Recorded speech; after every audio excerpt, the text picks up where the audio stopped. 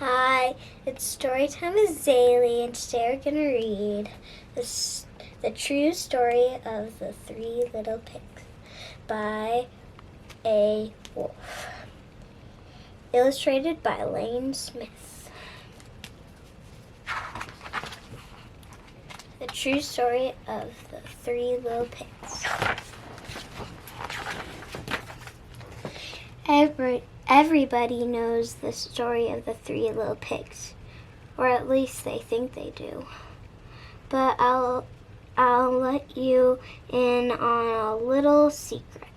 Nobody knows the real story, because nobody has ever heard my side of the story.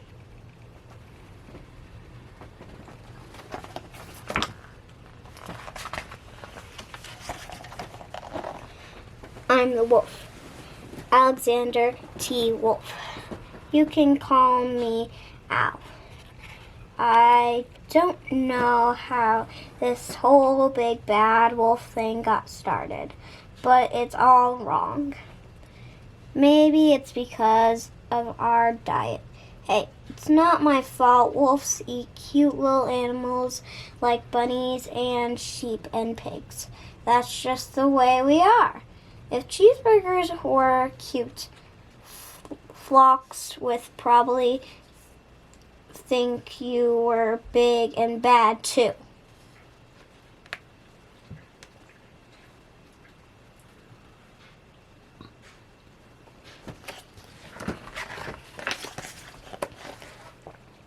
But like I was saying, the whole big bad wolf thing is all wrong.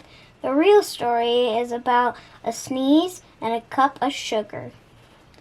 This is the real story.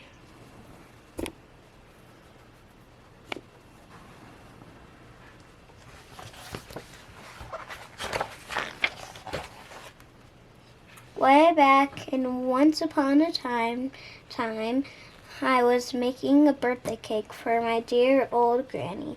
I had a terrible sneezing cold. I ran out of sugar.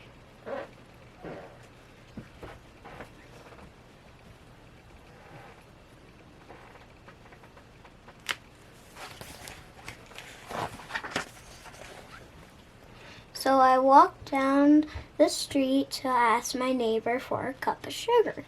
Now this neighbor was a pig, and he wasn't too bright either. He had built his whole house out of straw. Can you believe it? I mean, who in his right mind would build a house out of straw?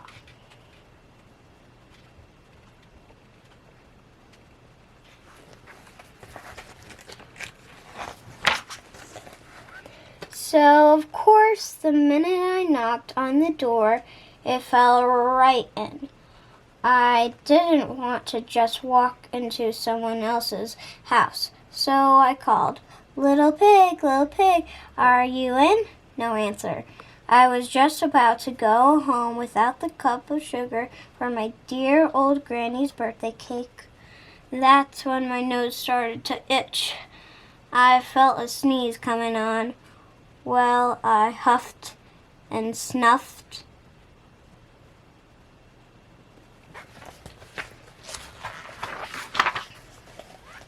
And I sneezed a great sneeze.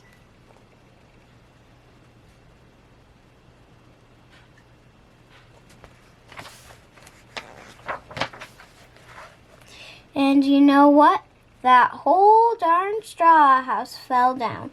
And right in the middle of the pile of straw was the first little pig, dead as a doornail. He had been home the whole time.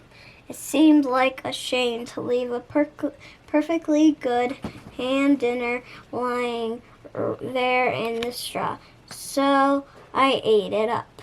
Think of it as a big cheeseburger just lying there.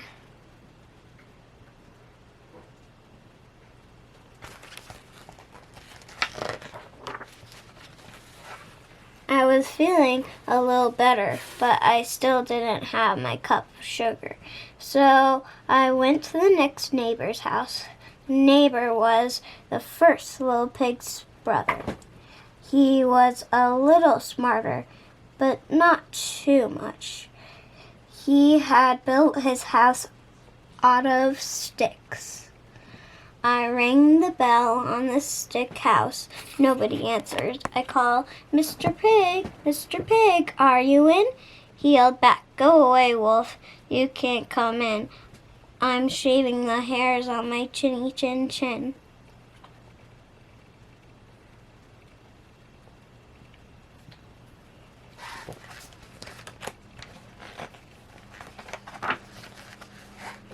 I had just grabbed the door knob when I felt another sneeze coming on.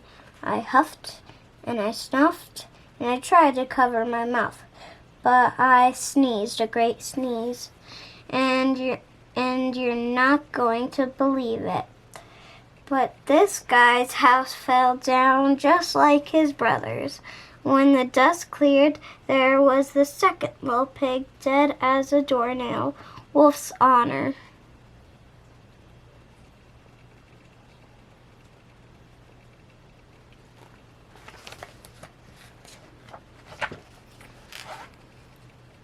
Now, you know food will spoil if you just leave it out in the open, so I did the only thing there was to do. I had dinner again. Think of it as a second helping. I was getting awfully full, but my cold was feeling a little better, and I still didn't have that cup of sugar for my dear old granny's birthday cake. So I went to the next house. The guy was the first and second little pig's brother. He must have been the brains of the family. He had built his house of bricks. I knocked on the brick house. No answer. I called, "Mr. Pig, Mr. Pig, are you in?" And do you know what that rude little porker answered? "Get out of here, Wolf. Don't bother me again."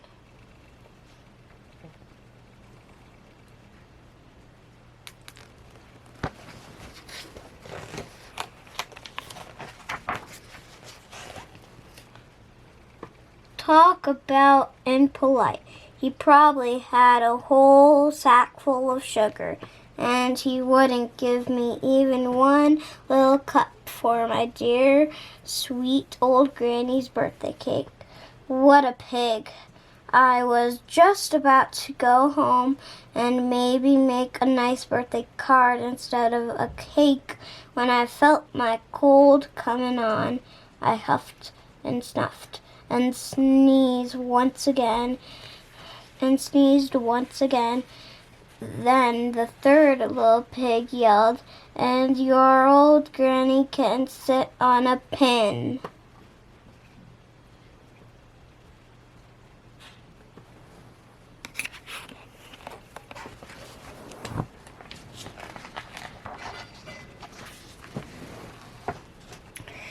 Now, I'm usually a pretty calm fellow, but when somebody talks about my granny like that, I go a little crazy. When the cops drove up, of course I was trying to break down this pig store, and the whole time I was huffing and puffing and sneezing and making a real sense.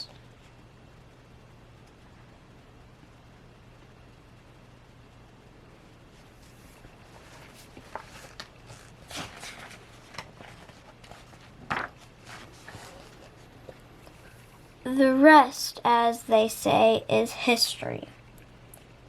The news reporters found out about the 2 pigs I had for dinner. They figured a sick guy going to borrow a cup of sugar didn't sound very exciting, so they jazzed up the story with all of that huff and puff and blow your house down. And they made me the big bad wolf. That's it.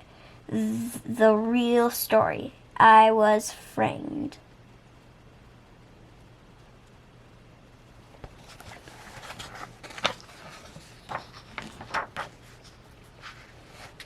But maybe you could loan me a cup of sugar.